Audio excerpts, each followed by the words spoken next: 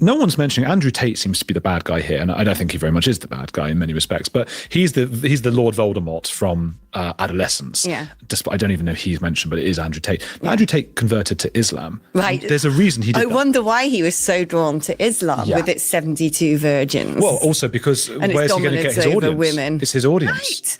Because that sort of that level of hypersexualization of women and latent misogyny and men being powerful and superior over women and owning women and treating women as chattel and seeing women as, of no significant value unless is it chattel where you can sort of buy and sell? I don't know. Yeah. Okay, go on, sorry. But basically treating women as slaves, unless you have the one woman at home who is, superwoman of immense tolerance, will put up with all the bullshit of her husband and wash and clean and bring up the kids. That is sort of baked into the sort of cruder elements of the Muslim faith.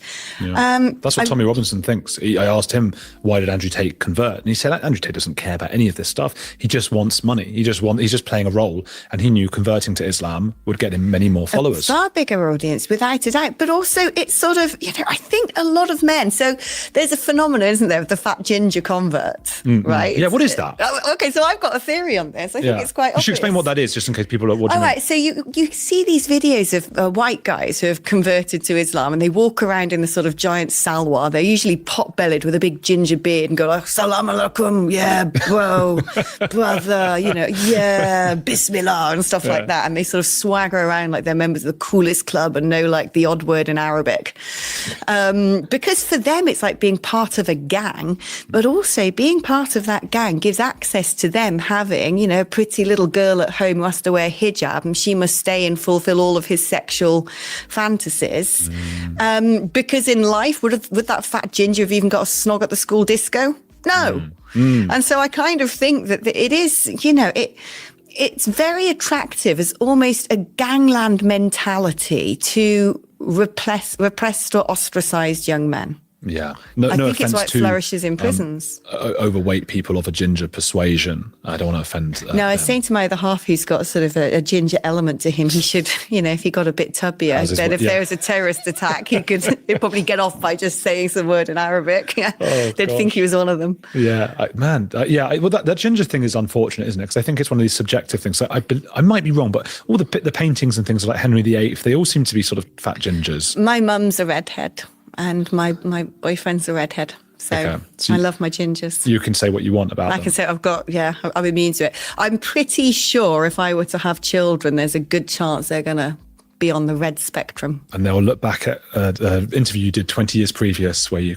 They'll convert to Islam. Let us hope not. But that's something, I think I've spoken to you about that before, that thing of when you've got a wife or husband or, you feel like you can actually talk about these things honestly without people assuming you're against fat gingers. Oh, but have we got to a stage now that people can't take the piss out of gingers? I mean, that's always existed. Well, there is an argument. Well, hang on, we've got all the microaggressions. We've got to be so careful what we say about anybody, but we can say what we want about fat gingers.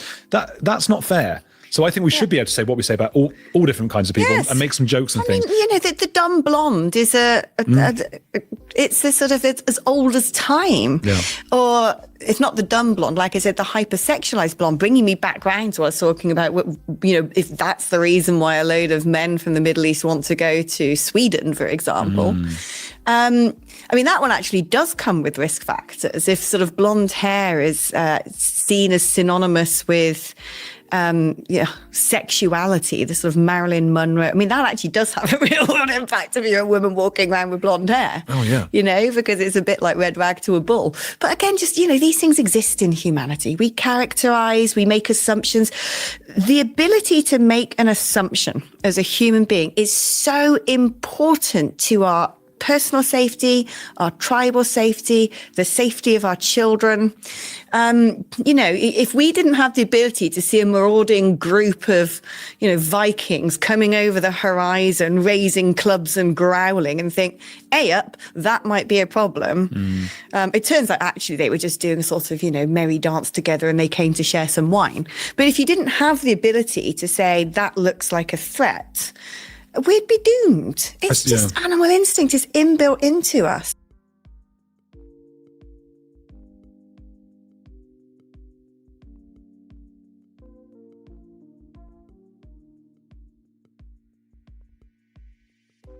This is Joe Pugh for IFL TV. We're out here in Dubai ahead of Andrew Tate versus Chase Damore. Delighted to be joined by Mr. Tommy Robinson, a face I wasn't expecting to see here today. I know, everyone looks at me like I'm walking through the airport and that. Yeah, I've come here. I've got my children with me. They love Misfits, they always have, so I was given...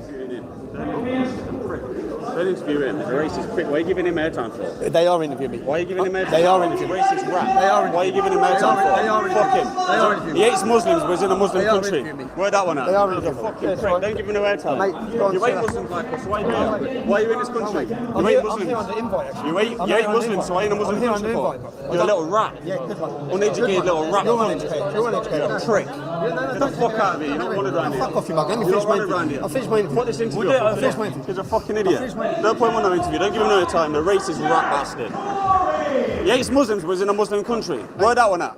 How the fuck does that work? Do you know how out? many Muslims I know? That mates with me. I don't like terrorism. I don't like jihadis. Neither do Muslims. Stand up against me. I do stand up against them. Yeah, I do. Why don't you stand up against the Groomingans that are white? I've only ever seen you stand up against. I'm from Derby, England. Yeah. I only see you stand up. All right. 1 minute. Rewind. Rewind mode selector. All right. 1 second. When I first started watching this, I actually thought this was some kind of pre-rehearsed kind of introduction to Tommy to the MMA world. He's there to support his friend Andrew Tate, and you know, out of the darkness comes another chap and pushes him and said, you're this and you're that and blah blah blah. I think he called him a white bee. That's why I want to rewind it. But I thought it was a bit of a. I didn't take it seriously. I thought, gosh, is he actually going to do an Andrew Tate and go into MMA or whatever this kickboxing thing is? I thought that was it, but it's only when I saw the review videos that I realised that it wasn't the case. And now I think I've spotted some element of racism with the other guy. One of the reasons why I thought it was, wasn't real, because the other guy is so ignorant, he's so low IQ that the things he's coming out with, saying, you know, you're this and you're that. But let's take it section by section, and we'll see. And if anybody wants to come on the panel, they can do. You know, whatever takes, whatever floats your boat. But let's play this. I rewinded it a little bit and see what happens. They are interviewing me. Why are you giving him airtime? They are interviewing me. Racist rat. They are. Why are you giving him? Why are you giving him airtime, racist rat? Now, how many times have we seen the Islamic bunch call Tommy Robinson and other people racist? And come in and interrupt an interview. And okay, interrupt an interview is not too bad. In fact, I'm not too bothered about that. But how many times have we seen some ignorant fool come along and say Tommy Robinson is a racist? Obviously, this guy wasn't aware that you know, Tommy Robinson has close Muslim friends. But anyway, let's entertain this idiot and let's continue. Giving him airtime for? They are. Fuck him. They are interviewing me. He hates Muslims, but he's in a Muslim They are country. interviewing me. Where that one at? They are He's a interviewing me. fucking Yes, prick. right. I mean, I must admit, big up Tommy Robinson, right? If anybody had the balls to go to a Mujahideen country, right? Right, the last person you would expect to go to an Islamic country, right, is Tommy Robinson. But boy, he's got some balls on. He's gone there and said, "Yeah, and what?" Prick, don't give him no airtime. Mate, go on, You say hate that. Muslims like us. Why are you here? Why are you in this country? You I'm hate here Muslims. under invite, actually. You hate Muslims, so why are you in a Muslim I'm here country under for? invite, bro. You're a little rat. Yeah, good one. Uneducated little rat. You're uneducated. You're uneducated. You're a prick. Like, this is coming from a guy. This is coming from a guy who's just called somebody racist without any reason to call somebody a racist, and jumped to conclusions, and clearly hasn't got many GCSEs. But Anyway, let's continue. He's clearly very emotional. I think it's the emotions talking. I mean, Tommy Robinson, I've seen, does that to people. He gets them riled up. Maybe it's some kind of hidden affection. I'm not sure. Get the fuck out of here. You're not wanted around here. Fuck off, you mug. Let me You're finish not my wanted around interview. here. I'll finish my interview. Put this interview We'll do it. off. I'll finish my interview. He's a fucking idiot. Don't put him on no interview. Don't give him no time. The racist rat bastard. He hates Muslims, was in a Muslim Racist country. what? Word that one. He hates Muslims, was in a Muslim country. Word that one out. He hates Muslims, was in a... Give him no time. The racist rat bastard. Give him no time. The racist rat bastard. Give him no time. So, can anybody confirm, are you hearing he's a racist rat B word or racist white B word? I'm going to play it a few more times. If people in the chat can confirm what you're hearing, bear with. Don't put him on no interview. Don't give him no time. The racist rat bastard. Rat bastard. Rat bastard. Give him no time. The racist rat bastard. Give him no time. The racist rat bastard. Give him no time. The racist rat bastard. Give him no time. The racist rat bastard. Give him no time. The racist rat bastard. No time. The racist rat bastard. No time. The racist rat bastard. No time. The racist rat. Judging by his lips, it sounds like it looks like he's calling him a white B word. But what I'm actually hearing is some nerves where he's got his words mixed up. He started saying white but ended up with rat. What is what is everybody else's opinion? Bear with me. I've just got another message coming through. I've got to log on to something. Bear with. This is a problem when you start doing live streams. All right, just send me the code. Why are you sending me everything else? Bear with me, peeps. Let's see if that works.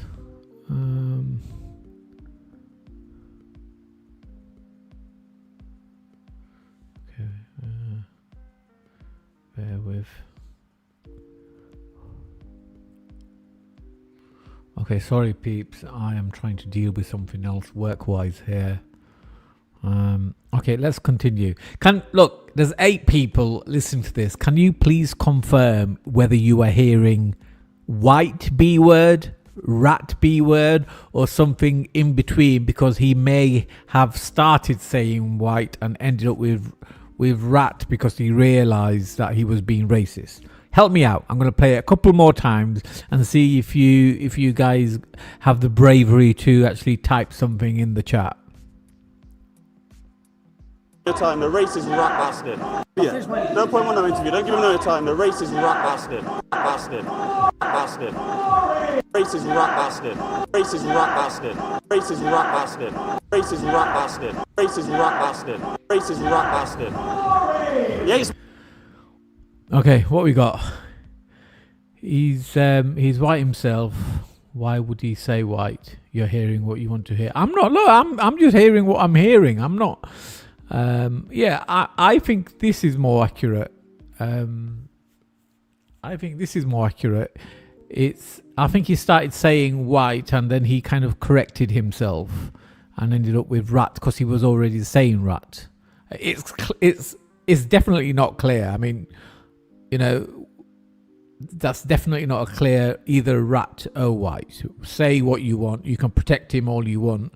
Whether he's white or whether he's not white or whether he's mixed race, it's kind of irrelevant. The point is, was it the wrong type of slur? I mean, Tommy Robinson is a tough nut. He's not really going to be bothered. I'm sure he's been called a lot worse by, members of the rape gangs. He's not going to be look as that guy's gone up to the camera. Look at Tommy Robinson. He's laughing. He's thinking, wow, this is free publicity. Tommy is not affected. He's having a good time. Right, let's continue. What else we come up with? He hates Muslims, was in a Muslim country. Word that one out. How the fuck does that work? Do you know how many Muslims I know? Work what out? It's not a mathematical calculation. That makes me. I don't like terrorism. I don't like jihadis. Neither do Muslims. So stand up against me. Neither do Muslims. Really? It's part of the religion, isn't it? I do stand up against them. Yeah, I do. Why don't you stand up against the grooming gangs that are white? I've only ever seen you stand up against grooming gangs that are white. You mean paedophiles? I'm from Derby, England. Yeah. So you see, you stand That explains a lot. Derby people do tend to be a little bit strange, I'm sorry to say. up against the Muslims. I stand up. What do you mean what am I doing here? I'm a professional fight for Misfits. I'm a Misfits fighter. Okay, what are you doing here? I'll go against anything that's against Islam. Okay. So Raping's against Islam. Grooming gangs are against Islam. I'm here under the invite of... They're not, though. Do your research, young man. They're not. It's all part of the Islamic protocol. Why don't these people, before they get brainwashed into the cult of Islam, why does nobody pick up the book? Why does nobody read the history? Why doesn't anybody bother doing the research? It's just ridiculous. It's like, it's almost as if in order to become Muslim, you have to be devoid of research and analytical skills. It's bizarre. Invite of Emiratis, so I'm meeting tomorrow to discuss terrorist organisations in the UK. So that's got, not that it's got... So he's meeting the Emiratis. Isn't that like a government thing? Isn't that like a senior thing? So they brought him. So the Muslim manager, the Muslim government, by the sounds of it, or so, certainly someone senior, have brought this so-called most anti-Muslim human being on the planet, according to this Misfits fighter. You just can't make it up. Yeah, white ones or just Asian ones? I'm here to meet Emirati Muslims who work, Muslims from here, the United Arab Emirates, who work against the problem is, against the let me Muslim tell you the issue I've got with you. The issue I've got with you is I'm not bothered. I'm not. No, but I've watched you stop, and the issue I've got is you're only against Muslims. Why when a white person does something, you don't post it? What have I said that you disagree with? What have I said? No. Like, how many times have I said over the years that the Muslim grooming gang crime is an exclusive crime to the Muslim community? They're called Muslim grooming gangs. Groups of pedophiles, it's not the same gang. It's not the same crime, and I'll tell you why. You see, pedophiles operate in their disgusting demonic way for self-gratification. Right, very rarely, from my understanding, do they pass children around. Whereas Muslim grooming gangs not only do what they do for self-gratification, but they do it on a primary basis of prostituting, can't get my words out, the children out to other members of their community primarily, right? So they use psychological torture treatments to put the person in almost like a psychosis stage, to keep them in line through fear with the threatening of abuse, in order them to manipulate them and sell them essentially to other members of their circles. That is a massive difference. And on top of that, like those of us who have actually read, the background stories of these horrific crimes, the members of the Muslim grooming gangs do quote the Islamic way of doing things as being primarily the reason why they are allowed to do this, right? So this is what I mean. This guy is clearly emotional, and we can sit here and laugh at him for hours on end. But the truth of the matter is, he is ignorant. And that is a very sorry state of affairs. Somebody just needs to contact him if they know him and say, listen, mate, read this, watch this, upgrade yourself, and maybe you'll kind of come to the same conclusion as the rest of us.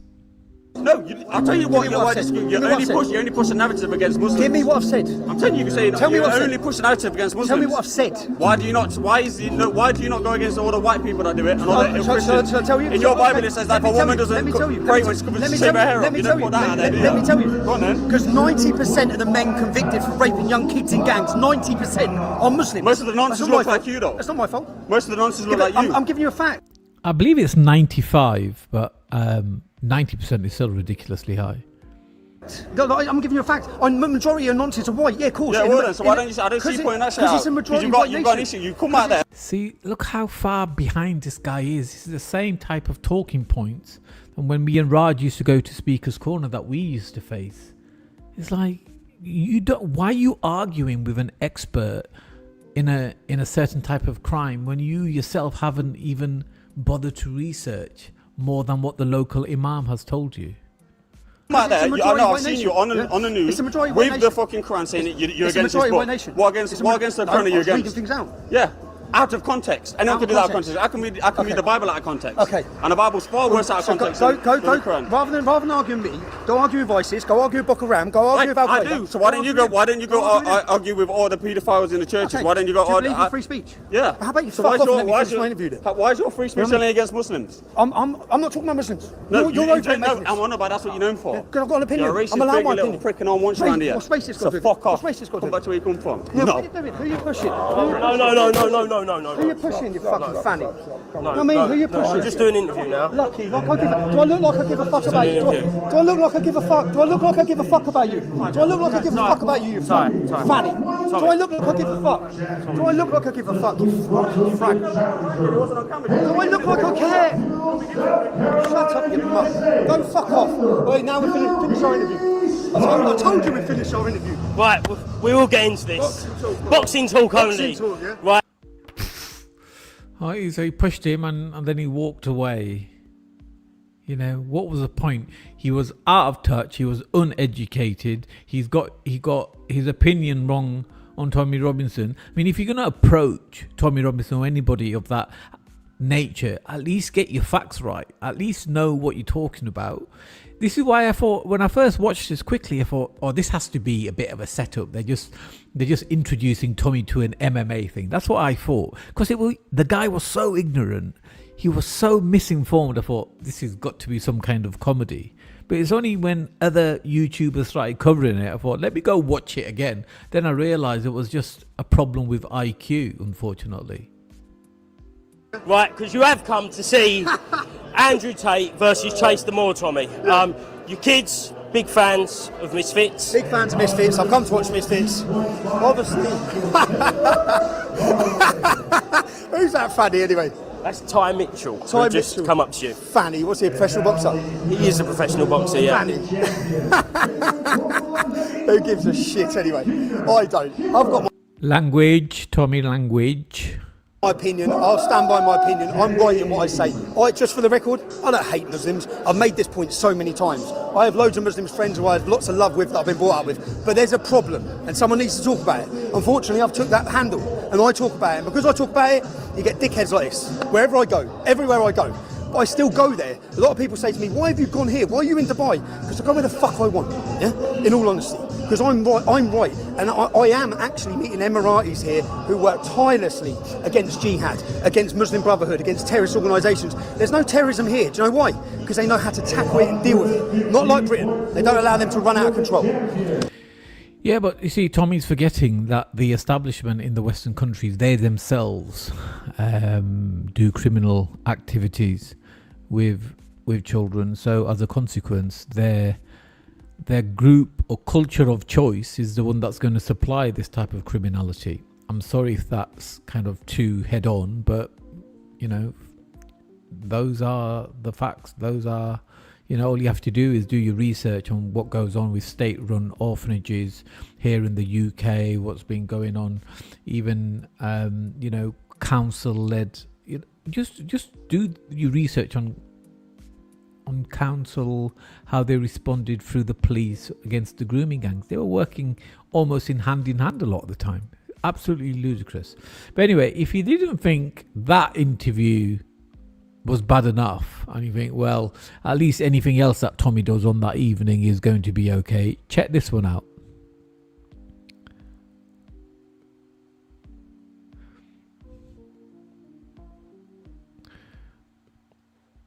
Sorry, bear with me. I just realised that I've stopped sharing.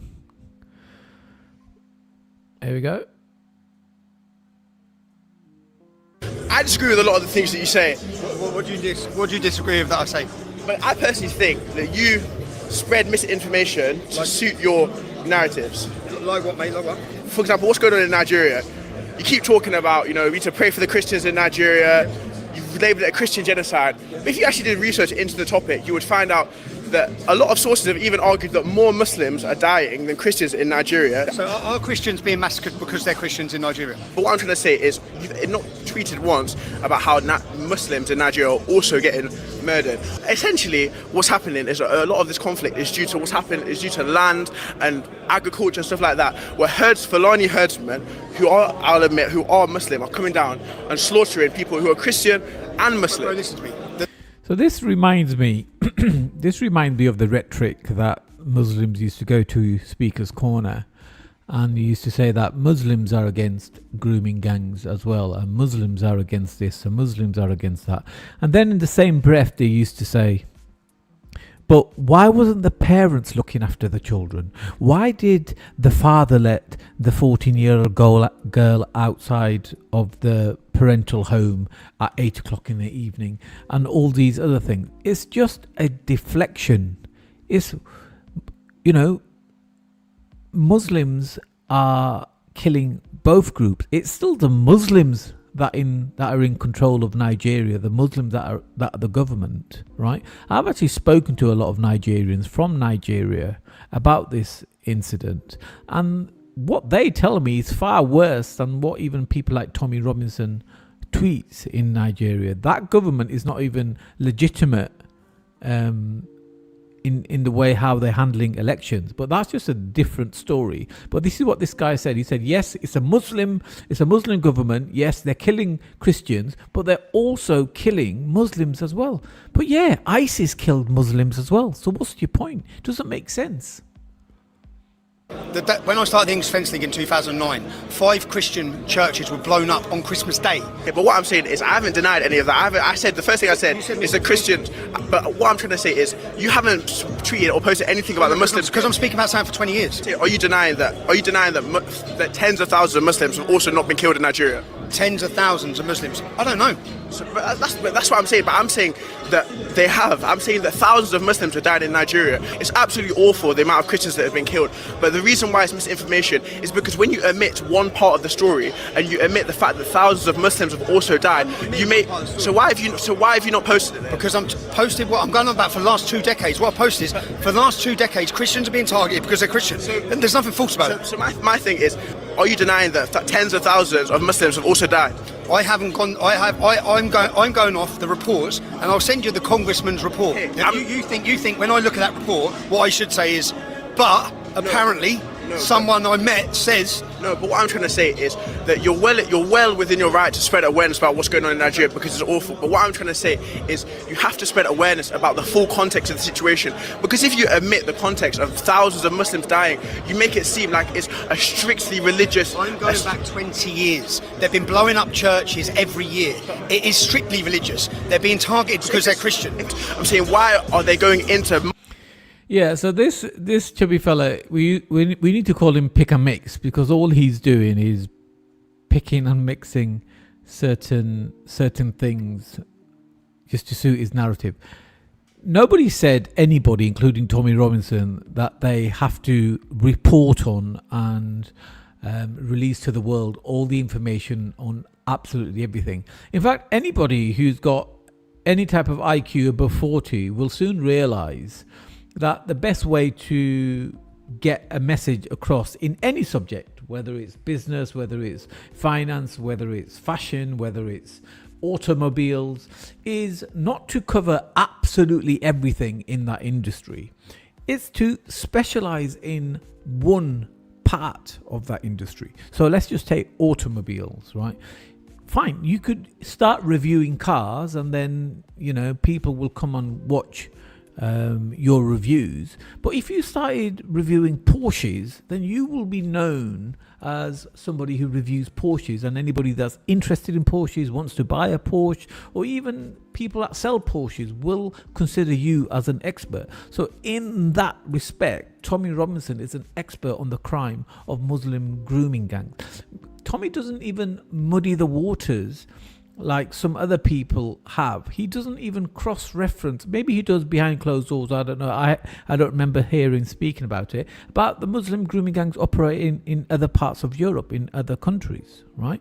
He just specializes in the UK part of it, and that's pretty much it. So kind of expecting Tommy Robinson to start reporting on every kind of child abuse and stuff like that. It's just so, it's boring. B, it's kind of, why are you expecting him to do that? It's almost as if they're clutching at straws and they've been waiting all their life to ask him a question, and now there he is in front of them and they're getting all emotional and they want to throw all the things they can think of to Muslim populated villages and killing them as well. I don't believe they are. Okay, well, I'll put that on there. And again, if I'm reporting and I'm seeing news reports that are saying that Christians are being beheaded, Christians are being murdered, all these things, you don't think I should report that? No, I didn't say that. I only said a second ago that you're well within your right to report that. But I personally believe that you need to report everything. And if I can show you studies of tens of thousands of Muslims dying in Nigeria, you also... So you need to report everything. How much can you report on? But will you also post that? If you can show me, of course. Okay, that's fine. And then my next point now is... My next point now that... I see you talk a lot on your podcast. That you grew up in, not on your podcast, so the podcast you've been on, I should say, that you grew up in Luton, which has a very big Muslim population, and you grew up in the school that you went to. You had the Muslim playground, then you had the playground where all the other kids played, the black lads, the white lads, everyone else. And you said, oh, that's pretty much the same. That's how it is in every single school in Luton. I'm not sure if you're familiar with Blackburn. I grew up in Blackburn, which is another highly populated Muslim town. I am familiar with Blackburn. Yeah. And I went to three schools in Blackburn, and the Muslim lads, you played with the white lads, played with the black lads, played with everyone. But what I'm trying to say is, a lot of people in the UK, a lot of even your audience, have not grown up around Muslims. So the only impression that they have of Muslims is what they get from the media and what they get from you. And you saying that... That's actually a valid point. I don't have any. I don't have a lot to dispute that. No doubt there is a percentage of Tommy's following that will primarily get their information about the not so friendly extremist side of the Muslim community coming from Tommy, which is understandable. But Muslims should set a better example. That on the playground, the Muslim lads, they only play with the Muslims, they don't play with the white guys. Everyone plays together, but Muslims don't. It's just a lie, because it's a lie, because as I've said, I went to 3 schools and everyone plays with everyone. You can't tell me what it was like in my school. Well, maybe Blackburn is an exception.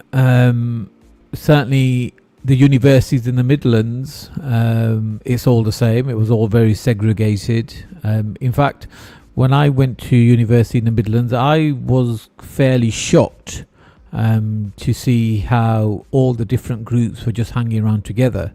I hadn't experienced that. I was from part of Yorkshire where everybody mixed with everybody. So when I went to the Midlands, and there was no mixing apart from the Indians would hang around with the white English people, and the white English people would hang around with the Indians. But I'm sorry, but the Muslims did not kind of be friends with everybody. It's it's even worse in places like Birmingham.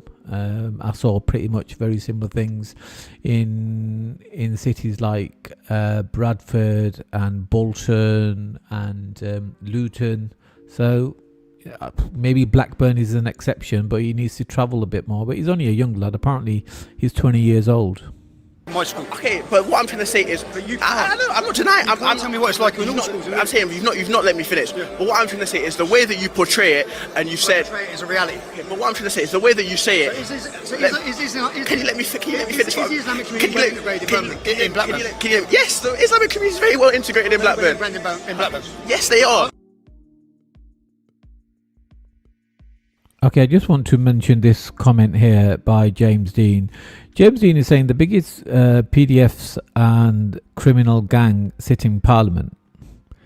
Yes, a lot of people would agree with that. The facilitation and the legal boundaries and the loops required for Muslim grooming gangs to operate has been provided and laid out by those in Parliament and in councils. We know that. If you actually read the reports of the Muslim grooming gangs and the crimes they commit, you would realise that the two often work hand in hand. And even now, unvetted migrants are allowed to come in, and those type of migrants are doing the shooting and the killing in different countries and what have you. So do you realize that you are kind of making sure that your own point does not make sense? You have to kind of put your guard down a little bit and understand that if you truly care for the victims, then you have no one to back here. It's the victims that take precedent, in the sense that they are the ones that tell us how it's done, not your kind of emotional rumbling. That's what I'm saying. I grew up in Blackburn. I've been to 3 different schools in Blackburn, and at every school there's no Muslim playground, there's no separate playground. Everyone plays with everyone. And as I've said, you purporting that lie out to people, that lie out to people, suggests that. It suggests a reality that's not true. And these people who haven't grew up around Muslims and they haven't been exposed to Muslims because of where they've grown up with, start thinking, Muslims don't integrate with everybody. Blackburn was once described as one of the most segregated towns in Britain by an author on a report of riots across the northern towns. Panorama found Blackburn's Muslim and Asian white communities were living worlds apart. This ain't me, this is Panorama. I'm telling you, BBC Panorama, so you're a fan of the BBC now? Well, I can go through. Are you saying the BBC is a valid source now? Okay, The Guardian. They who hate me, who love Islam. So if you're valid, are you saying the Guardian is a valid source for you then? What I'm trying to say is you're the person who's always slandering the Guardian, the BBC, and now you're going to the BBC. I'm the one painting. He's the one painting the ridiculous picture, like Blackburn's. Yeah, I think they both got points. I think the young chap makes a good point that you can't ridicule an organisation such as the Communist Guardian newspaper and the draconian fascist state hand puppet Panorama documentary, and then rely on their evidence. That is a valid point. However, I don't have any kind of I don't read anything and take it as true from any of the mainstream newspapers or media outlets. However, I still go there at least for some of the basic information. So I'll do my own due diligence, find out exactly what's going on and make my own points. But the talking points can come from them. To be honest, you don't even really need to read The Guardian or the Daily Mail or anything like that. You can go straight to Reuters or AP Press, Associated Press, because they all get their information from those two sources anyway. And then you can do your own due diligence. So I think Tommy, to some degree, is right also. Blackburn's a multicultural love nest. But Tommy, Blackburn's a multicultural, loving place where everyone just gets along fine. It's bullshit. Blackburn's segregated, divided by religion. But what I'm trying to say is, no, it's not. Do you know we had a demonstration in Blackburn? Yes, and nobody came to it. 2010, that was. No, but I'm saying there's another demonstration after the riot, all the riots that happened last year following the actual Ruda Kabah. I'm not saying it was your demonstration, but I'm saying there was supposed to be a demonstration in Blackburn. And what happened? Fake news. That's fake news. So what? You posted it. No, it's fake news, but you posted it, and I'll put it right there. A left-wing group listed 100 cities or so. And you reposted it. You posted specifically Blackburn. I'll insert that tweet right here. Look how ridiculous this Muslim James Dean 8876 is doing. He said, set a place, time. I'll see you there. I'll educate you. Meet me at the pie shop at Bethnal Green Road tomorrow at 3 p.m. The pie shop at Bethnal Green? You want to fight some random bloke that you don't know with a conflicting opinion than you, and you think the best response is come to East London. There's a pie shop at Bethnal Green Road tomorrow at 3 p.m. 3 p.m. What? When all the school kids are going home? What is wrong with you? It's ridiculous. I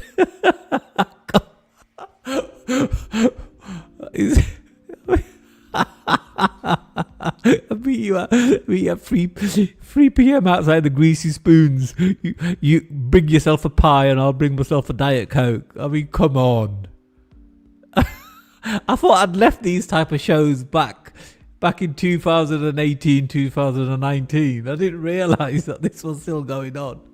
Anyway, let's continue before somebody throws a pork pie at me. And it turned out that it was actually Hope Not Hate who put those dates out. Yeah?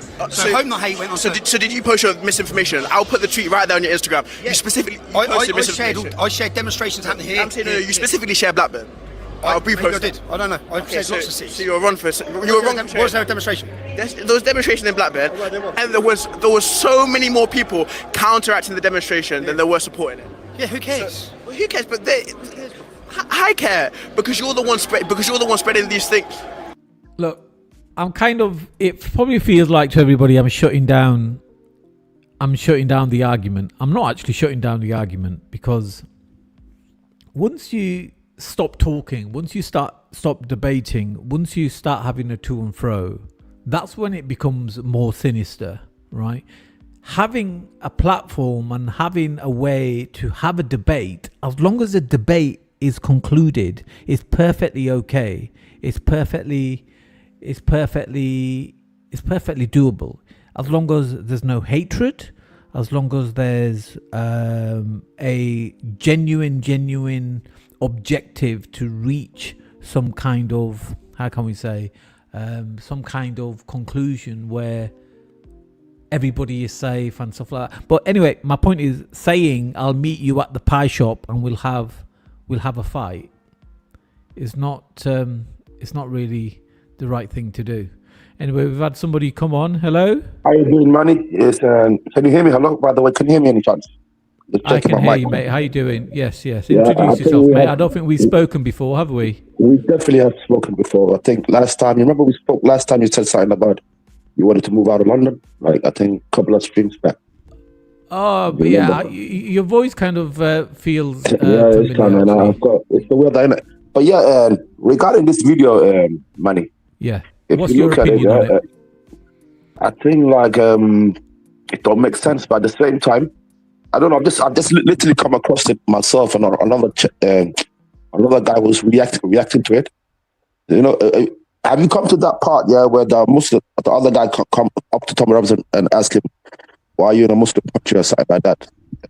Oh, Ty Mitchell, I think the gentleman's name is, and yes, he approached Tommy and eventually pushed him.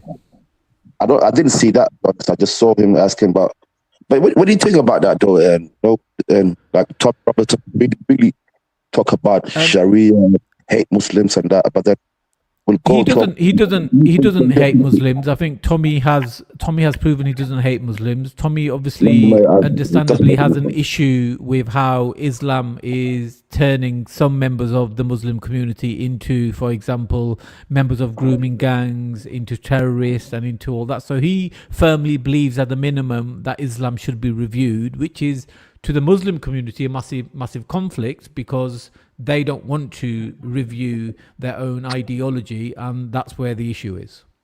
No, bro, I respect, Manny, I really respect your opinion, that opinion there.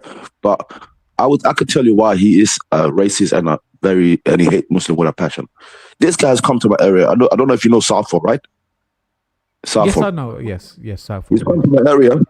Then he's stood behind, and the funny thing about it, I think it was Lady Margaret Road or something like that. Yeah. He's come to my area. Then he said, anybody in these houses, they're all enemy combatant, meaning all Muslim person, a woman, a mother, a child, a man, anybody. He says all Muslims in these houses are enemy combatant, meaning it's an open season. Literally, he's given an open season to Muslims to really be heard. So first of all, I think that is really true.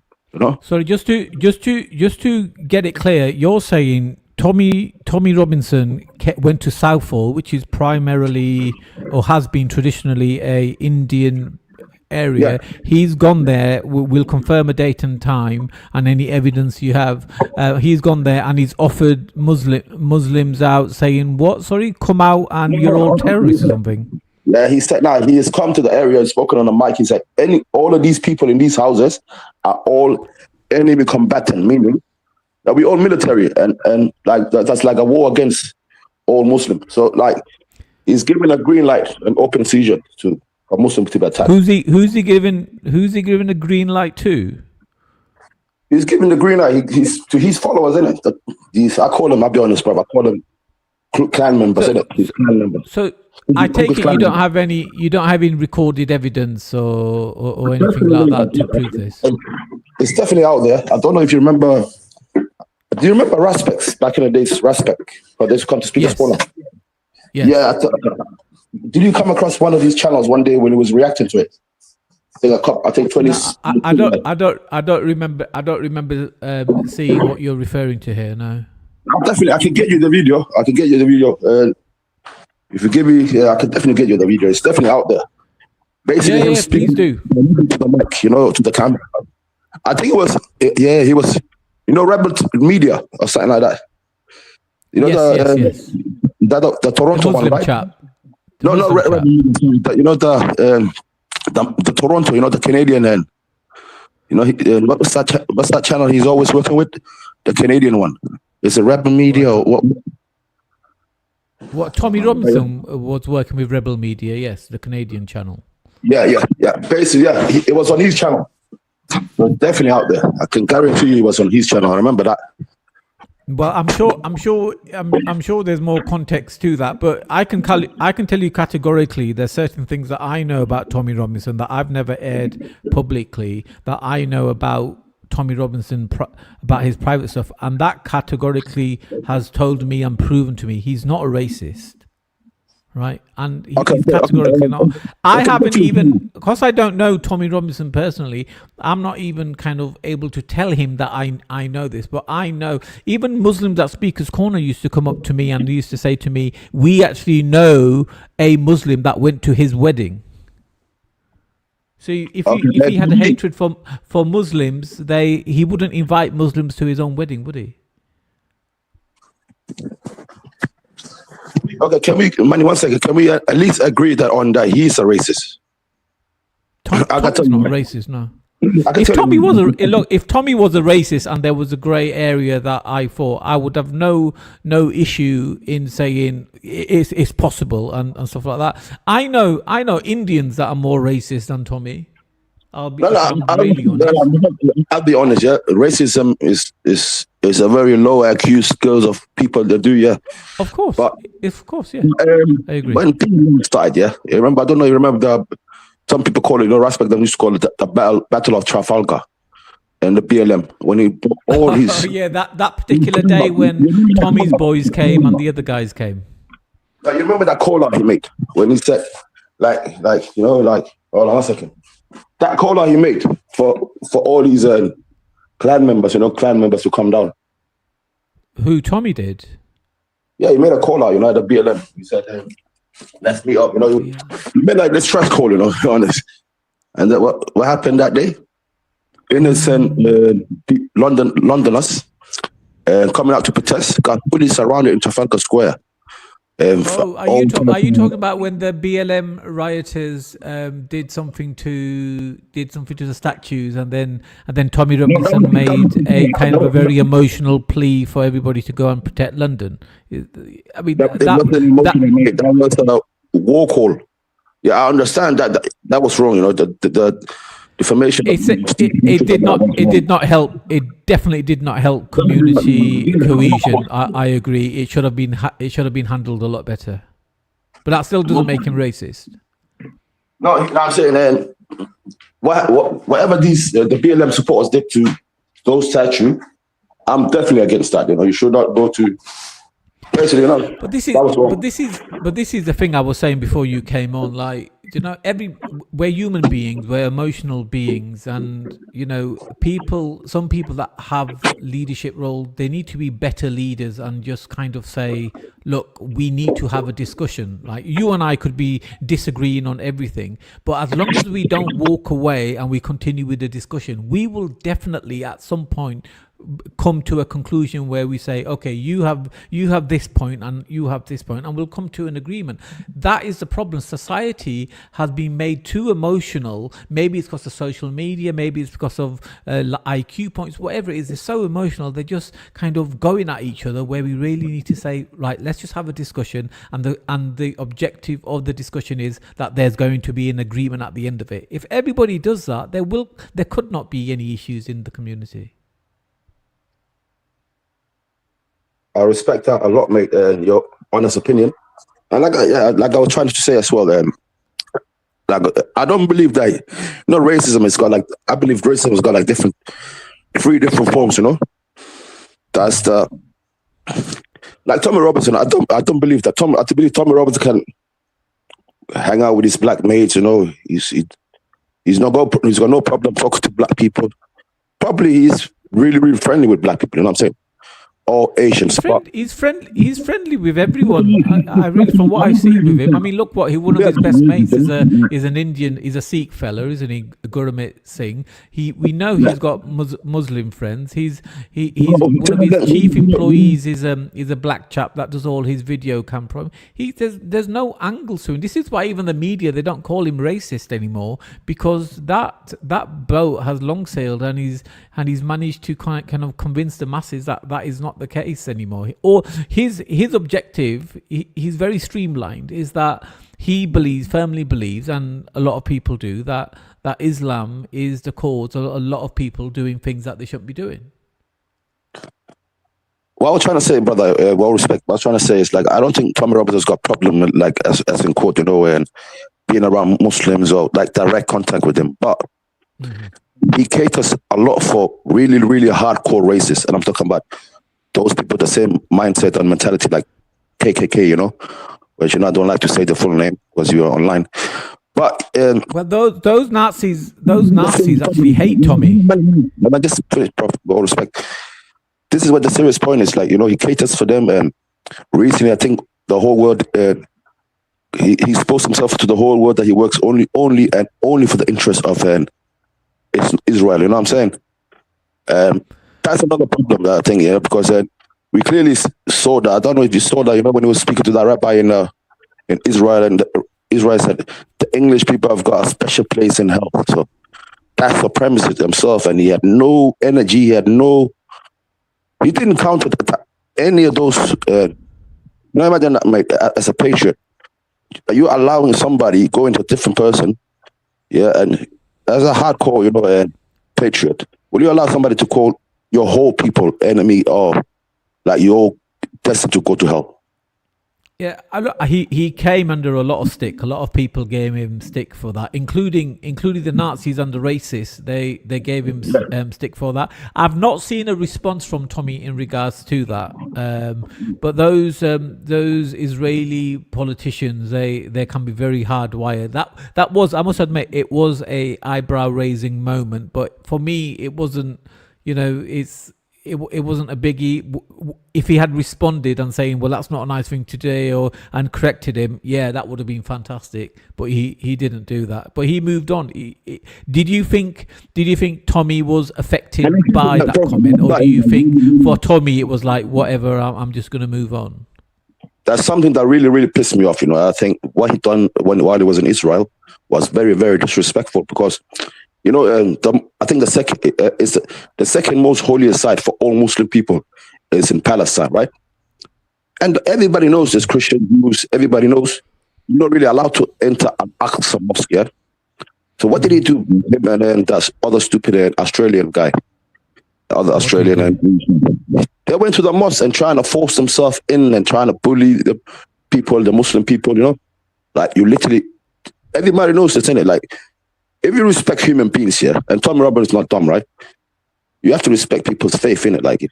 You're not allowed to enter that compound. And even Israel themselves, the IDF or the Israeli government respects, let's say, all Abrahamic people of faith respect that motion that nobody should enter, and should enter Al-Aqsa compound, yeah? So you can only go in if you're a Muslim. Yes, but I don't know. Have you not seen that video when they're trying to literally come with all type of reason to why they want to enter, even to a point where they say yes, we're Muslim. It's been a few weeks. It's been a few weeks, but I think I remember something along the lines. But I'm sure they let him in and they showed him around, didn't they?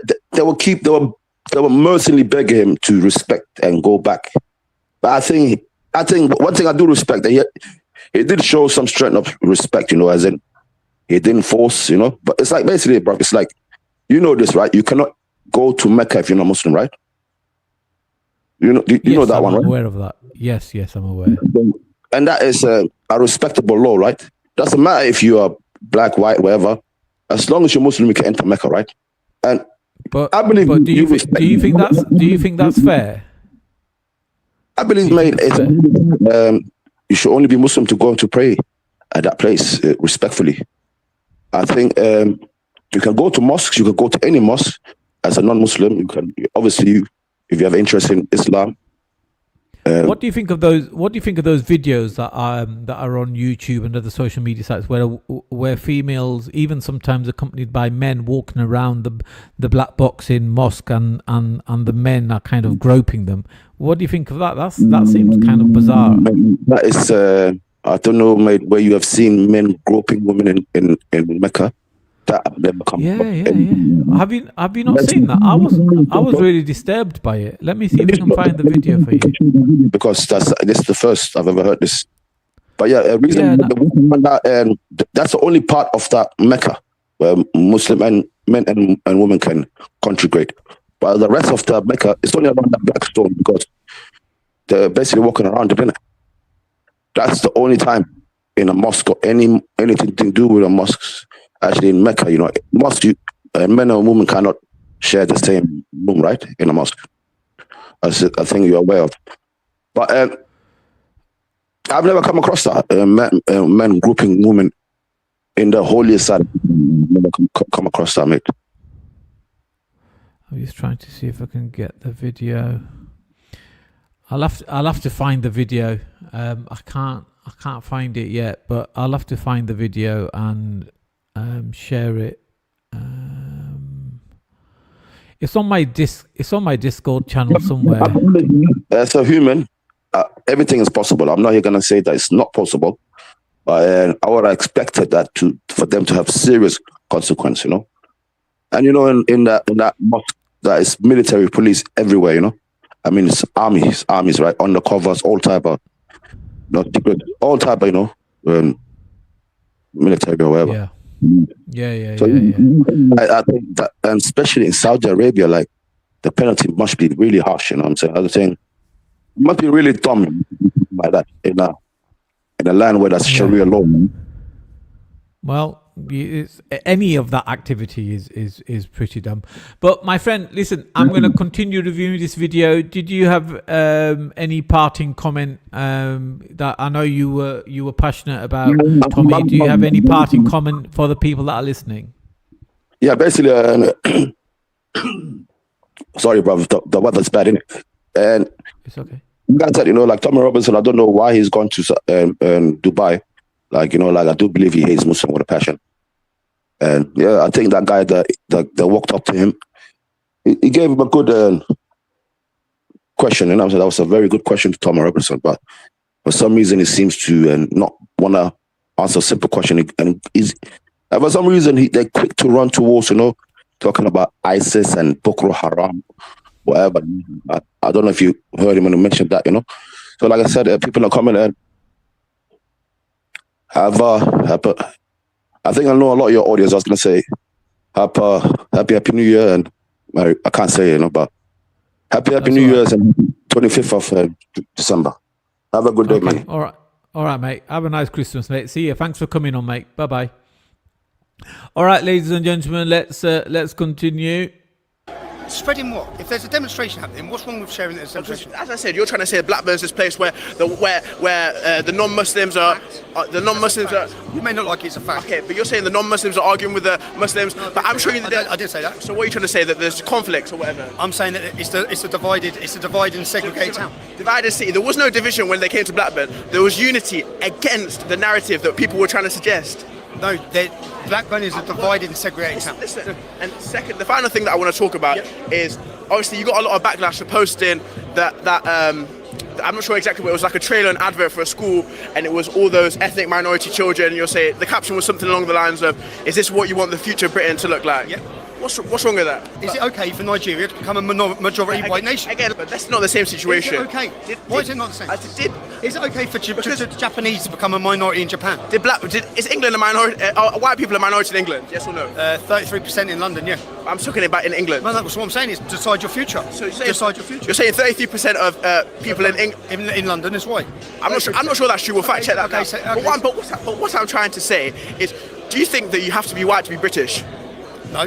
So how do you know those children in those stories are not British? I didn't say they weren't. I asked. What's the issue? The point is, is it okay for whites to become a minority in their country, in Britain? Black people and brown people didn't just spawn here. Black people and brown here were here. They didn't. So my mum's Irish. My mum come from Ireland. Is it okay for England, if the Irish were flooding this country, is it okay for the English to become a minority to the Irish? No, it's not.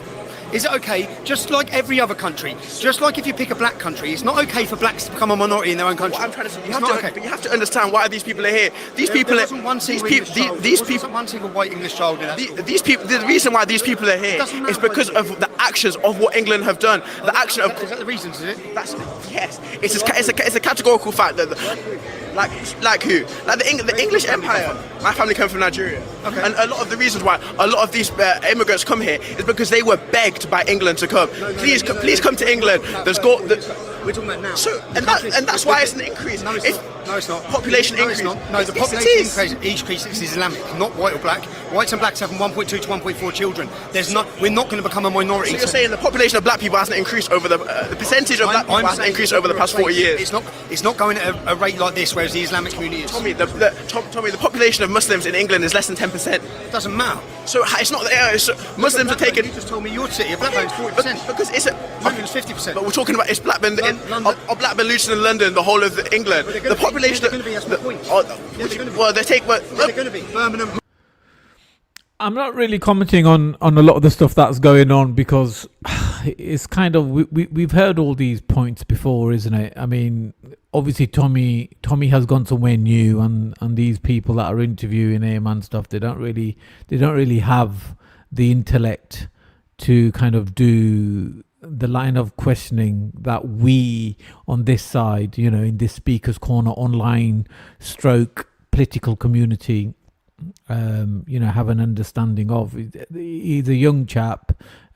He's asking very basic questions, and he probably thinks he's some kind of social justice warrior, and he's asking tough questions and things like that. But he's just failing to understand the basics of where everything is coming from, and we've entertained these questions. But anyway, that's why I'm not commenting. I thought let you guys listen to it and make your own mind up. I tell you one thing: Muslims have been in England for hundreds and hundreds of years. So if they've taken over England, they're sure taking their steady time with it. No, they're not taking their time. I've just told you that London's gone from 80% or 85% to 33% in how many years? 34 years. So Tommy, how? Well, I've spent more years in London than I've lived anywhere else, and I can tell you categorically, I could not wait to leave London. London became an absolute shithole. It was an embarrassment living there. There was nothing to be proud of. It didn't even feel like I was living in Britain, in England anymore. I'm sorry to say. And what I really find about this type of covert style reporting, where you go to somebody and hit them with all these difficult questions, catch them off guard, because if you're out, I mean, I know he's not shopping at the moment and he's doing an interview, but a lot of the time this type of covert reporting is somebody's doing their own thing, and they're not in the frame of mind, and you're hoping you'll catch them off guard. This type of reporting is a bit low IQ. I just think if you've got some tough questions, then arrange a meeting, sit down at a table, do a proper podcast. So I'm not white. I'm not just saying it for the sake of it. I want to live in Britain. I want to live in live in the UK, and what I find extremely bizarre is people are fleeing their countries, whether it's India or whether it's Pakistan or whether it's Nigeria or any other country. People are fleeing their countries to come over to a more established, a better country like Britain, like England, like Wales, like Ireland, like Poland, like Germany, right?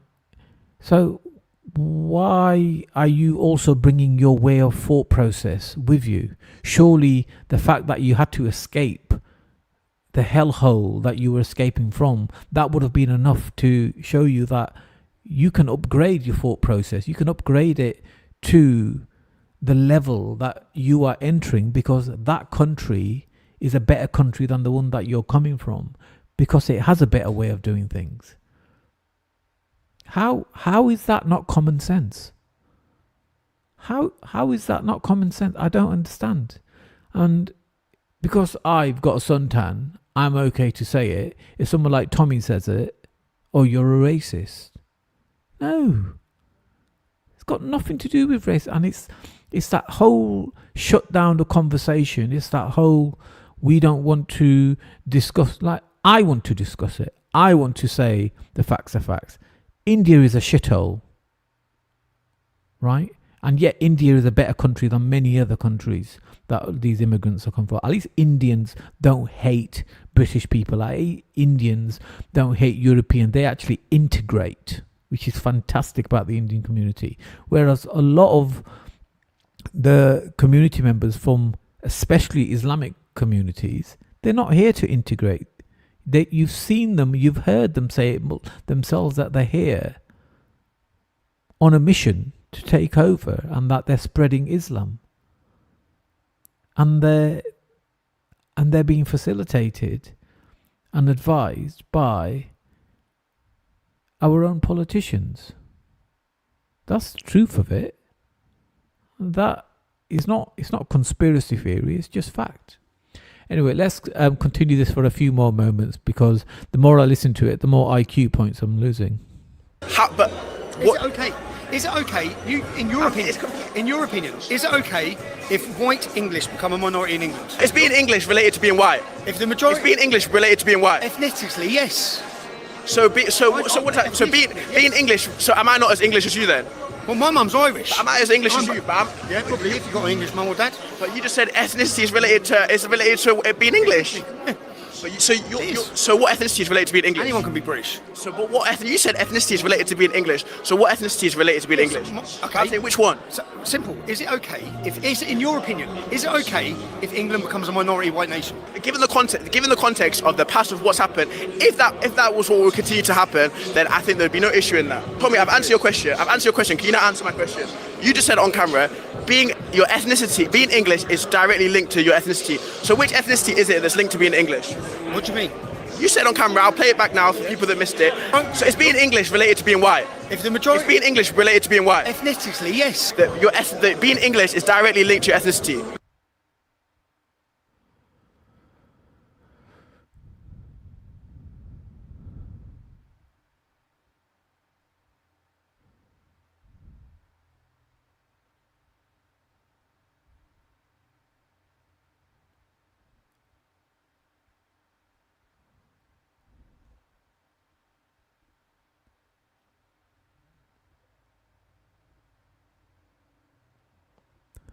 Right. English is an ethnic group classification that falls under the broader racial category of white.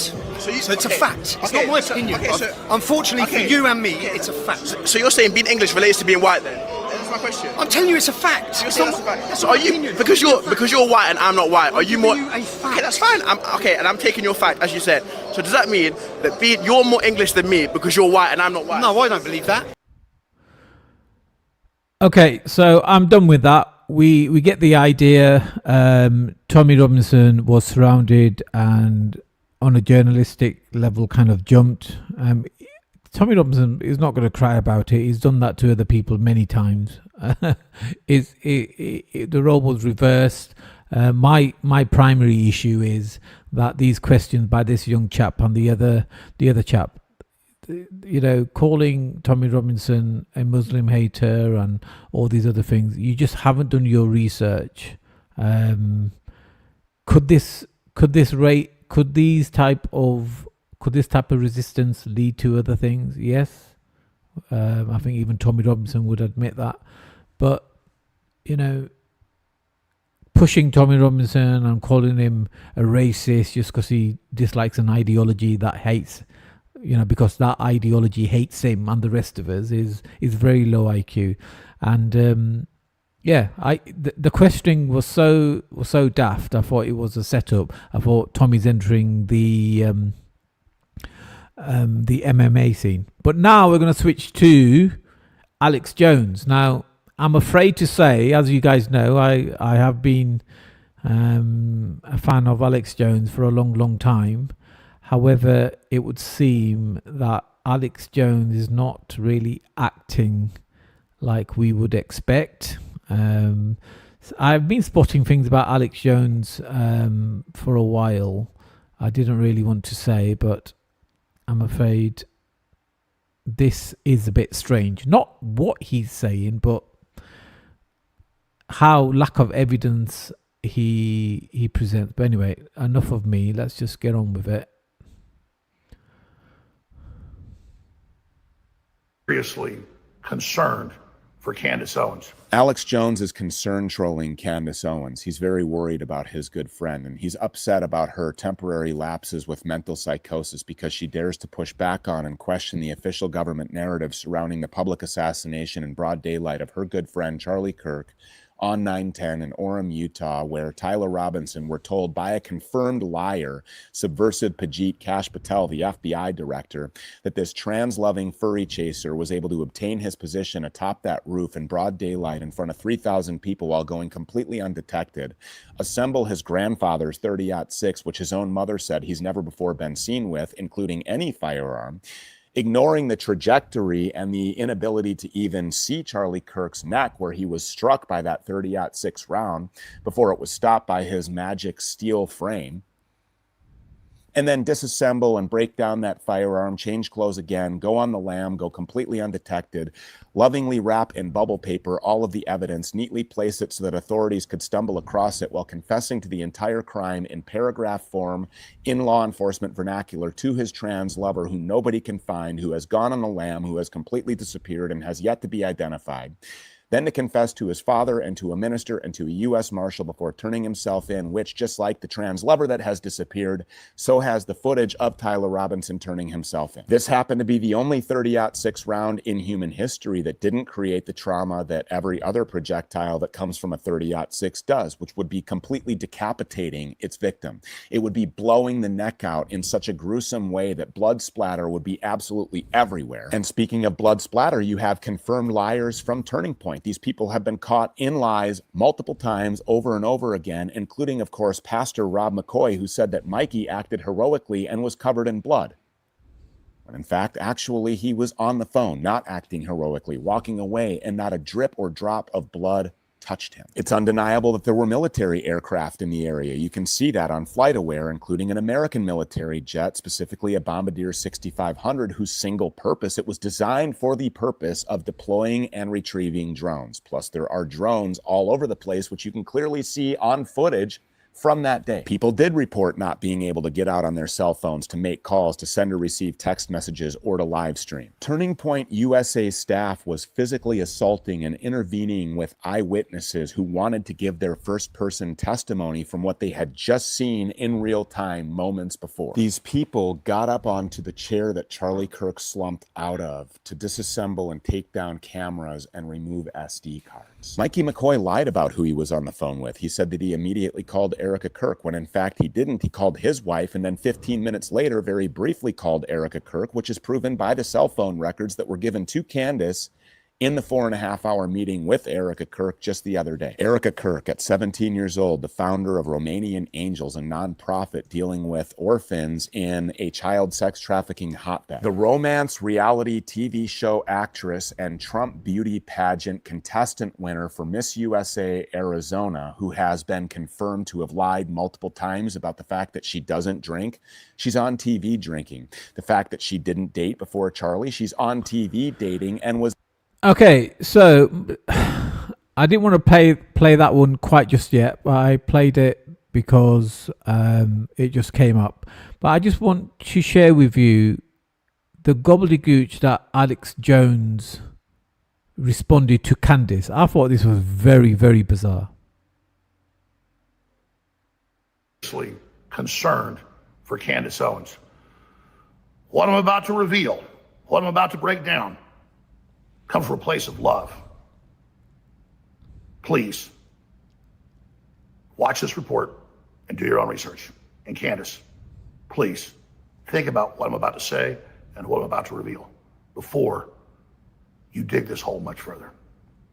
I can confirm on this podcast live every step of your story in terms of where you went, what time you were there, that there was this big meeting that happened. I confirmed the location with other people that are on Fort Huachuca currently. I can confirm everything with metadata. I obviously can't confirm that you saw who you say you saw. If you had to put it at a percentage that you saw Brian Harpole, what percentage would you put it at? 95. 95%. Okay. 95 to 99. I mean, I lures me to the garage that she pre-set up to be like a little prison. You know, she broke the garage doors. Hoarded stuff was stacked against the windows and the other doors. And she lured me in there and attacked me. Hit me with a hammer and, break my thumbs, my feet, back of my skull. Eventually, I was hearing my son cry. I was worried about him, having her maul him with the dogs again. And she'd done that multiple times. He had been hurt really bad. So when I heard him crying, I used the hammer to go ahead and break the door handle, pulled on my arm while I was holding the phone, dislocated my arm. That's actually one of the surgeries. I'm still recovering from getting surgeries from it. I saw there was already cops there. They were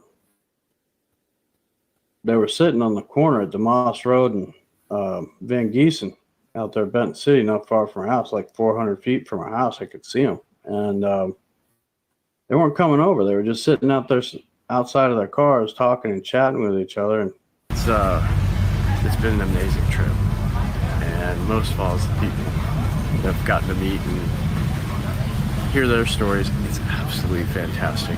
This has been a wonderful experience. I want you to meet a man named Mitch Snow. He's very, very interesting. He is the new Egyptian planes. We're supposed to move on from the Egyptian planes that were the key to everything up until just about 4 or 5 days ago to Mitch Snow. This is the key to everything. Now, I want to be very clear. I've known Candace Owens since she first showed up at the political scene. I've always liked her. One of the first people to ever interview her. I have admired her, been friends with her.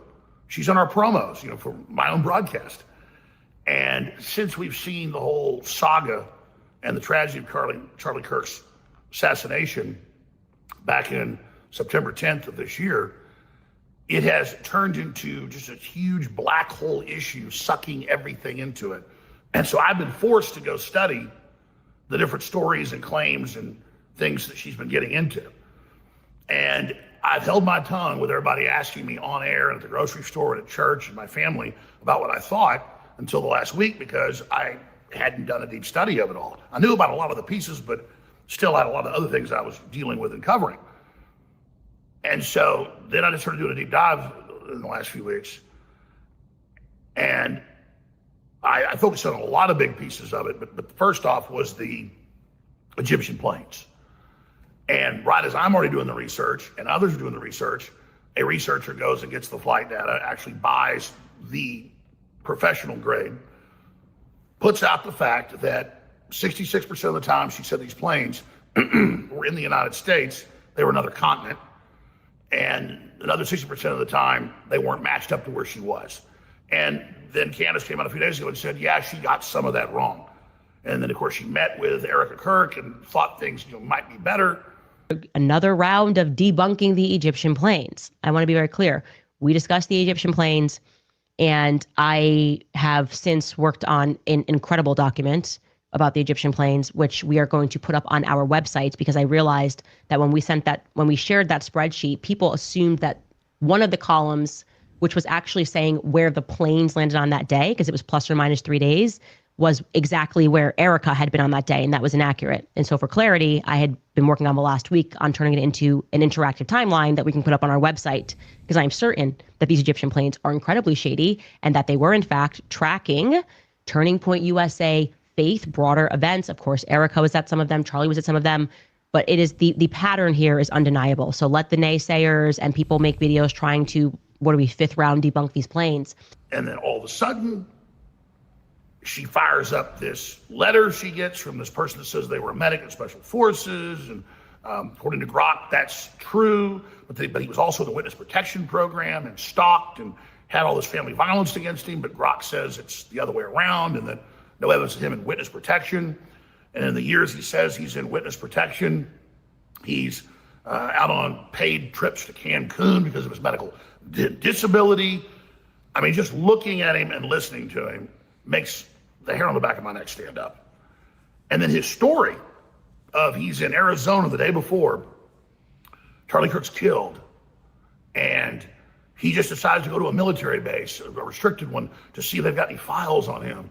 And he gets there and has this whole story. It's directed to this building, and there's all these officers, and he thinks he sees the head of TPUSA security, but he wasn't sure then. It was later when he saw him on Sean Ryan. And then now he goes on Candace and suddenly says, I also saw, he's 99% sure, Erica Kirk. That person matches who I saw at Fort Huachuca in the lobby the night before. And she was with that man in the lobby. And that man, he was present at that meeting the next morning. If you had to put it at a percentage that you saw that the girl in the ponytail matches the description of Erica Kirk, what percentage would you put that at? Those are really rare eyes. That's 95 to 99%. So I said, all right, let me go look at this. And Candace again is saying, she's seen the metadata, it's ironclad. She's just not sure if he really saw Erica Kirk. Just like with the planes, it just goes from the Israelis to the Egyptians to the French to the US military. And so before I get into the latest story of the military base and all of this, and somehow involved in killing Kirk, just asking questions, just remember, I came out 4 or 5 days ago, and so did others, with the flight logs, with the data, and said to Candace, please respond to this. And she didn't come out and say it wasn't true. So her ironclad information on that, well, wasn't that. But now we move right on to a new controversy. And I was talking to TPUSA the days before they were meeting in Nashville. And I said, either she's being paid by some bad groups to destabilize the Republican Party, which I don't think it is. I think she really believes what she's saying. Or she's had some type of mental breakdown, psychosis. Right there. Let me just stop it right there. Or she just really believes all of this. This, right there. Now, you have an issue with Candace Owens and what she's saying, fine, whatever, right? Everybody has an opinion about Candace Owens, right? But when you start coming out in public and saying you've had some level of psychosis,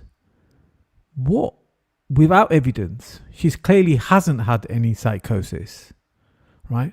But what we have seen in the past, that when the establishment does want to go after somebody, either get rid of them or kind of publish something in the media to ruin their public support. What do they say? They say that person is not mentally well, right? So he has no evidence. She clearly hasn't suffered from any psychosis. And he himself in the past has said on a spiritual level, psychosis is demonic possession. That's Alex Jones's words, not mine. Right? So what is all this about? Why? Fine, he doesn't believe the stories. I didn't believe the story with that chap was saying either. So whatever. But I'm not going onto social media and saying that because you've interviewed somebody from the military and they saw a secret meeting, according to them, taking place, that you must be suffering from psychosis. I mean, what is this? When did Alex Jones just become just an average bum pussy? Literally, he has been right on so many things. 80% accuracy. I remember recording him when I used to watch him prior in 2000, I don't know, like 14, 15. I used to do my research on the things that he used to say, and his accuracy used to be absolutely amazing. And look at what he's become. He's never been the same since he was sued in a very dodgy way for the Sandy Hook thing. That's just my opinion. Of this, but I think it's somehow still delusional, because I could go through dozens of the things she's put out and debunk each one. So where is she now on the planes and the ironclad data and all of that? And there's so many other examples of this that we could drill into here. So Candace, I really genuinely care about you, and I really genuinely want to just ask you a question. Have you seen the videos of Mr. Snow? I mean, have you seen him on podcasts talking about how his wife built a prison for him in the garage and then attacked him and broke both his thumbs and pulled his arm out of socket and mauled their son with a big dog twice? And then the police were outside and wouldn't help him, and they're all part of a conspiracy, and he's in a witness protection program. I mean, if I was just walking down the street and saw somebody talking like this, I'd say that's schizophrenic. And you look at his face, and then you look at the other videos out there of this guy. Okay, but people go, well, he was special forces, supposedly, maybe. So, you see, from what I've seen in life, when somebody is discussing a concept, an idea, a organization, and not getting personal with anybody, that person 9 times out of 10 is going to be right. When a person is primarily attacking an individual, even if they have a point, they'll never win that point, because all they're doing is attacking somebody, right? Now, I know we've been talking about Tommy Robinson today. What does Tommy Robinson do? Does Tommy Robinson attack individual people? No. Does he discuss an ideology that does not fit in with the culture of this country? Yes. And is he good at it? Yes. But he doesn't attack individual. He doesn't hate individuals. And this is why I'm so surprised with Alex Jones. And I know he in the past has targeted for criticism people like Hillary Clinton, Biden, and all the other liberal jellyfish. And understandably so, they are major public figures, and we could see that Hillary wasn't well. We could see that Biden wasn't quite well. But this is not the case when it comes to Candace. I mean, Candace, whether she gets things right or wrong, she does both. Apparently, she gets them right and wrong. Why would you kind of hone in on say these things? I find that very bizarre, but we're going to move on to a different video. We've played that one already. And so this is in direct conflict of everything that Alex Jones has just said. Oh, I've stopped sharing. Annoyingly, let me put the screen back up to the one that I want to go to.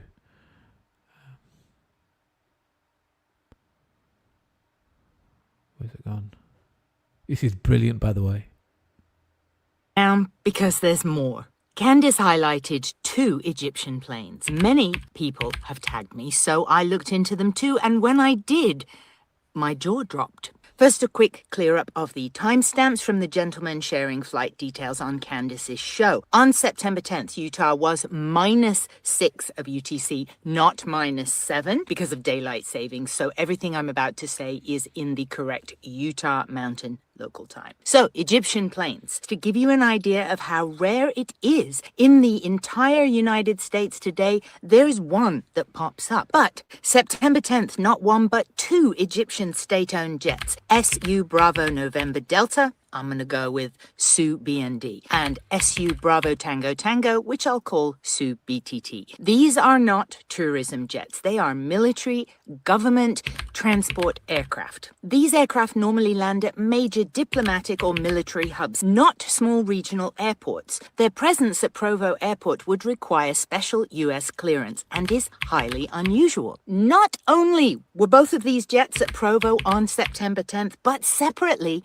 both of them arrived via Minot Air Force Base. This is America's only nuclear base that holds 2 out of the 3 U.S. nuclear triad. If it's press the button time, this base is key. One of these planes was only on the ground for less than an hour, tight for refueling, but might work when something or someone needs to be picked up, dropped off, or something or somewhere needs to be authorized. And the very next stop for both of these planes, after going wheels up from Minot Nuclear Air Force Base, was Provo. And by the way, SU BND landed at Provo May 23rd, 2025 and stayed till September 14th. A foreign state aircraft hanging out at a regional airport for nearly 4 months. SU BND also did this. On September 5th, 5 days before the assassination, SU BND flew a straight corridor north of Provo and then came straight back.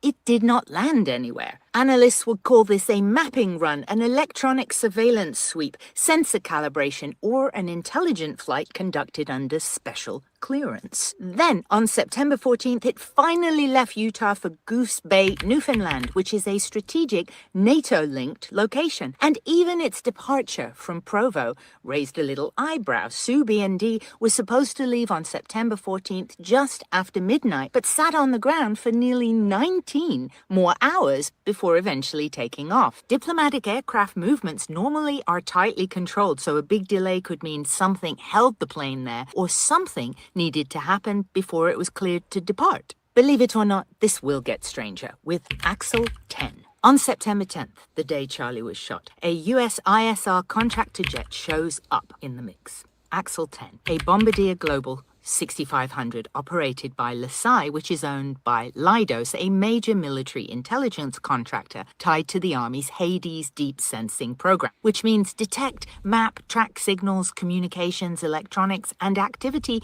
far beyond the line of sight, from dozens to even hundreds of miles away. On September 10th, Axel 10 made 2 extremely low passes. I calculated as low as 210 feet above ground level, directly aligned within roughly 3 miles of UVU. Once at 9:15 a.m., about 3 hours before Charlie was shot, and again at 12:48 p.m. local time, about 25 minutes after. A jet like this normally flies at 30, 40, 50,000 feet. And remember, when we see barometric altitude, that is height above sea level. When we take away the elevation of Provo and the lake the plane is flying over, that's how we arrive at 200 to 300 feet above ground level, which is crazy low, and analysts would probably say indicates emission. I pulled the KML files for both of the Axel 10 flights, and I wanted to show you how flawlessly aligned that dip is with the Orem UVU corridor. Both flights pass the exact airspace and do the same deep dip.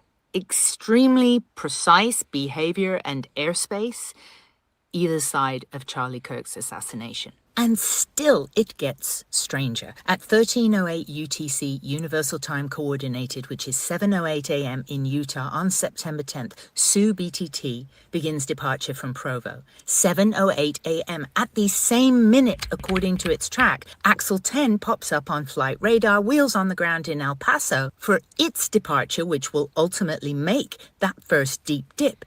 within miles of UVU. These are unrelated aircraft, right? An Egyptian military government plane linked to Minot Air Force Base and a US jet tied to deep sensing ISR programs. Both planes hundreds of miles apart. Besides the coincidental departure time, they also have in common the location of Provo on the day of the assassination of Charlie Kirk. Statistically unusual, which does not mean coordinated. I want to make that point. And we're not even done with the high strangeness. SU-BND, the other Egyptian jet that had been sitting dormant in Provo since May 23rd, on the morning of September 10th, sent a handful of ground pings, as seen on Candace, but SU-BND did not take off. It is already unusual for a foreign state aircraft to be at Provo for months. So after being electronically silent, pinging on September 10th, the day of Charlie's shooting is again unusual. None of this proves a cause, a perpetrator, coordination,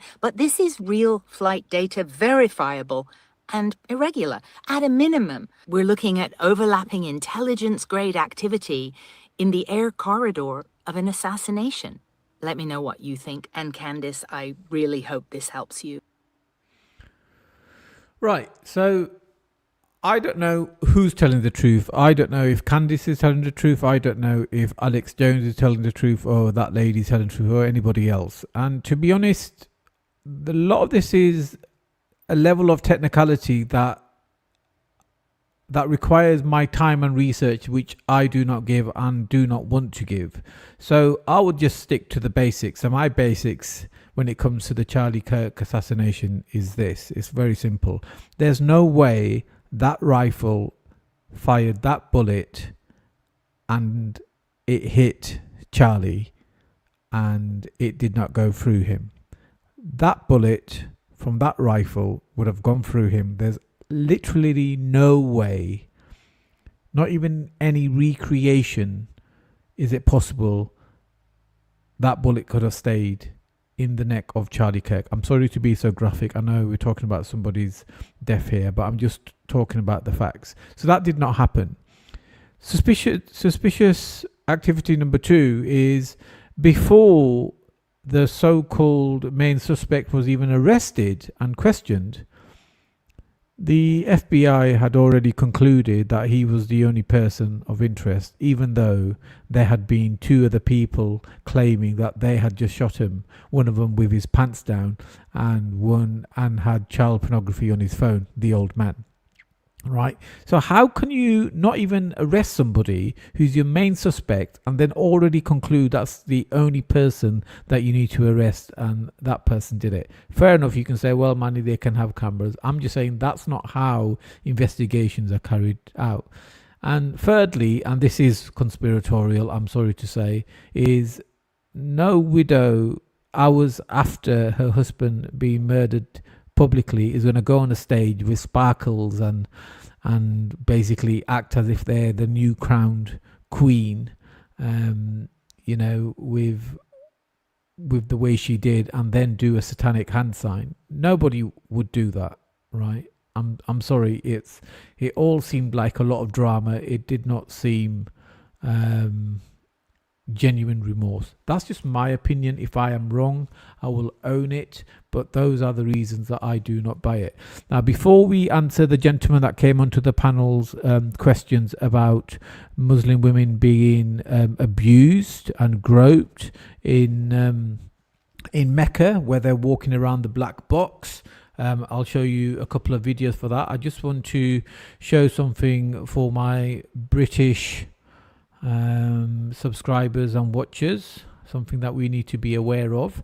As I keep warning you guys, AI is about to be unleashed in a way that you cannot comprehend. Here we have an InfoWars article taken from the Telegraph entitled UK Police Pilot AI System to Track Suspicious Driver Journeys. I'll read it out for you. I won't do the whole article. Police forces across Britain are experimenting with artificial intelligence that can automatically monitor and categorize drivers' movements using the country's extensive number plate recognition network. Internal records obtained by Liberty Investigates and The Telegraph revealed that 3 of England and Wales' 9 regional organised crime units are piloting faculty AI-built program designed to learn from vehicle movement data and detect journeys that algorithms label suspicious. For years, the automatic number plate recognition ANPR system was logged more than 1 million vehicle sightings each day, mostly for confirming whether a specific registration has appeared in a certain area. The new initiative changes that logic entirely. Instead of checking isolated number plates, it teaches software to trace entire journeys, looking for patterns behavior that resemble the travel of criminal networks known for country lines drug trafficking. So the government is suspecting you of being a drug trafficker. That's what I'm reading from here, or using that reason to track you. The project, called Operation Ignition, represents a change in scale, ambition. Unlike traditional alerts that depend on officers manually flagging vehicles of interest, the machine learning model learns from past data to generate its own list of potential targets. That, ladies and gentlemen, is extremely dangerous, and I think it's absolutely terrible. Hi, Jordan. I'm sorry to hear that. I hope Sandy gets better, mate. That's not good, but at least she has you there as support. So if everybody, when they have a moment, pray for Jordan and Sandy gets better and gets back home soon. Okay, so now we are going to move on to answering the Muslim gentleman that came onto the panel a few moments ago when we were discussing the whole Tommy thing. And I said to him, what about the sexual groping that goes on in Mecca? Because he thought it was okay and fair for only Muslims to go into Mecca. That's his opinion. He's completely entitled to it. He sounded like a Muslim to me, so that's his community, whatever. But let's just watch a few minutes of this. Now, there's 2 videos. I only watched these a long time ago, so forgive me if I'm a bit rusty in regards to where exactly the information is, but I'm sure we're going to find out very quickly. That Saudi has very good cleaning materials and cleaning team, as after people leave Hajj, there needs to be someone who just scrubbing the floor to get rid of all that semen. Okay, so I saw that video yesterday and I screamed because I had that exact experience when I was 20 years old and went on Umrah, and someone literally grabbed a big chunk of my behind as I was walking around to do Umrah, and it caught me off guard, and I screamed. I told my mom immediately, my family that was around me, and everyone was just kind of like, oh, that's something that happens here. That just happens here. It's known for happening here, and I was in shock. This is Mecca, the holiest city in Islam. And she was at the Kaaba, the very place Muslims turn 5 times a day for their prayer. Okay? And what is happening to her? Well, she gets sexually assaulted in the middle of Hajj. Lots of Muslims are there, millions of them. They are walking around, turning around, doing all that junk.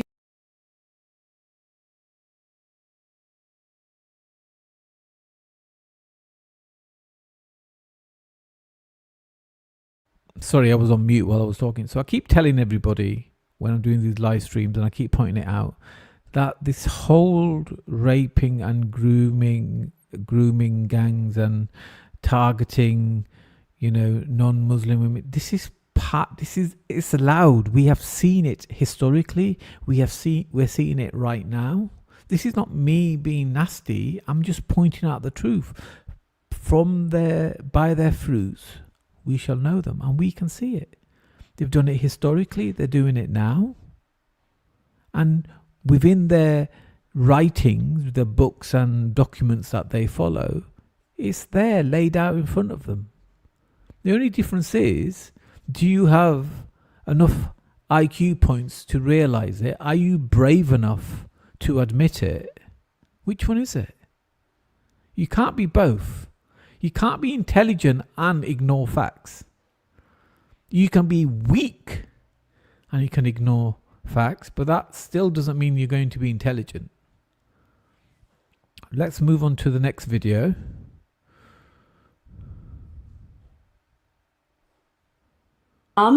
They're not afraid to kind of touch you. They use that closeness to get too close. Like, it gets very, very uncomfortable. All around you, you're thinking this is a holy city. This surely should be one of the safest spaces in the world. There's much, much darker stories.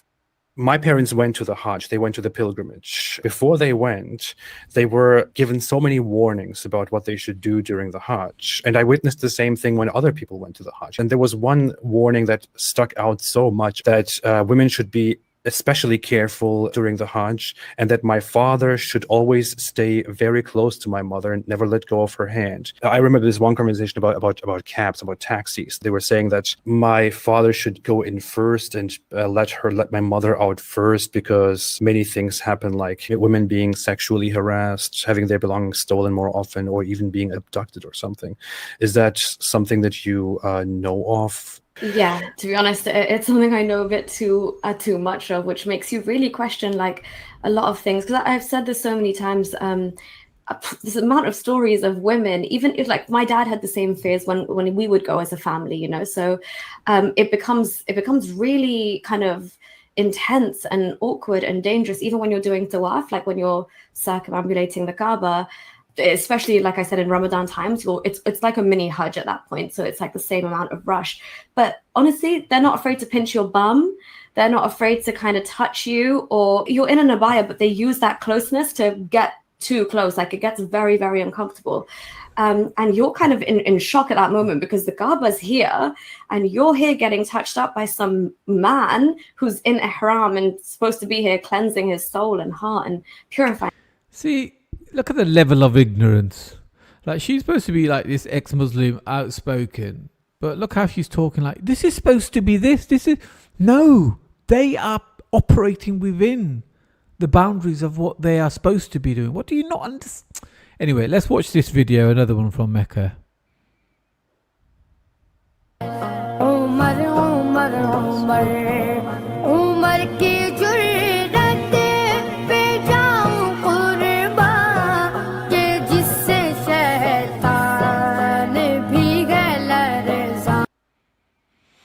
All right, let's go over here. يا حجة وصلي قدام يلا يا حجة حجة يلا يا حجة أنا كلام الله عليك يلا يا حجية يلا يا أخواتي وصلي قدام يلا يا حجة ما في صلاة هنا راح نصلي هناك يلا يا أخواتي هنا يلا يا حجية يا حجة. All right, as you can see, a very friendly place to visit. I'm sure everybody just rolling up to book their ticket there. Not for me, unfortunately, or fortunately, I should say. One last video. I'm not sure what is actually happening here, but let me just go back. I'll have to play it twice. It's a bit quick, but you guys will see what's happening.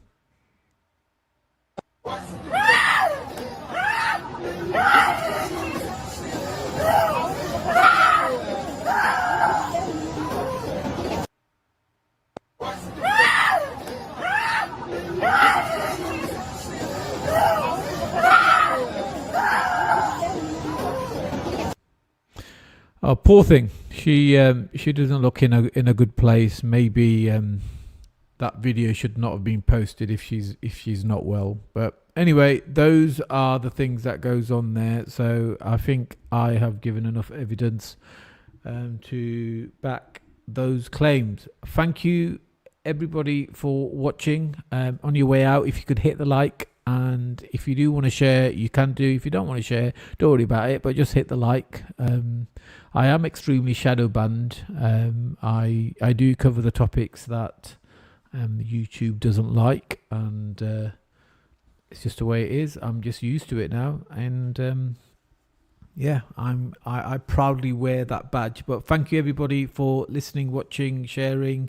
I try to be as impartial and honest as I can.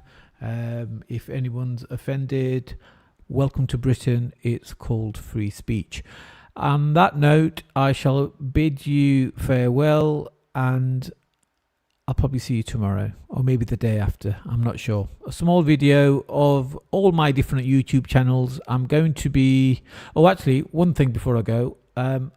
Since it is Christmas, I am giving anybody and everybody a free website. That is not... there's no hidden fees or anything. It literally is a free website. It's Christmas, and I think it's something that I could do is get my design agency. So far, we've had one person take that offer up, and we're looking forward to getting that website live for them next year. So if you are interested and you do want your own website, like I said, there's no hidden fees or cost or measures. It literally is a gift from me to you. All you have to do is come on to the website Discord. You will have to create a new account. Discord is a social media platform, and then there's an invitation in the description below this video. Once you've logged into your account, you click on that link, and it brings you to my Discord channel where everybody from all backgrounds is present there, and we have good debates and conversations, and sometimes even friendly arguments, but most importantly, we share information. It's one of the best research, free research communities you'll come across. So if you do want a free website, just come there, just give me a shout, say, Manny, I'll have a free website, and you can have it on any industry or business you want. I'll even train you up on how to manage the website, and give you a quick lesson on how to market the website. So you can either market your own website or do it for other friends and family, and that'll be another tick on your CV. All right, so that's it. That's me done today. And yeah, thank you very much for watching. Here's a short video of all my channels. You can find them on my YouTube channel, and click on them and go subscribe, as at some point I will be stopping this channel and working on the other channels, and I'll be giving more freebies, and I don't want you guys thinking that I'm ignoring anybody, but I'll be working on those. Bear with where that video gone. We're here. All right, thanks guys. Ciao.